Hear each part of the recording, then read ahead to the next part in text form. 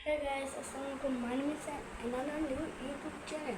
আজকে আমি একটা ডিঙ্কো কিনেছিলাম। এই ডিঙ্কো থেকে আমার এই ডিঙ্কোটা 30 টাকার দাম এখানে লেখা আছে, কিন্তু এই দোকানটা এটা 50 টাকা কিনলো। আমি আগে যদি দামটা নিয়ে নিতাম তো এই ব্যাটার একদিন ছিল না, আমার 10 টাকা লাগতো।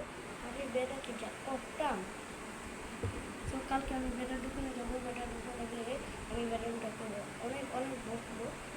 দেখেন এটা নিজে লেখা আছে 30 টাকা।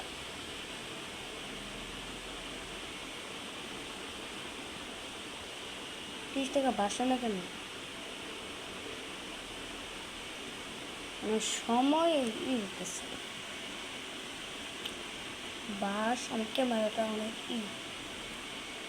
30 আপনারা দেখতে পাচ্ছেন না, যেমন এই ভিডিওটা করে নিই।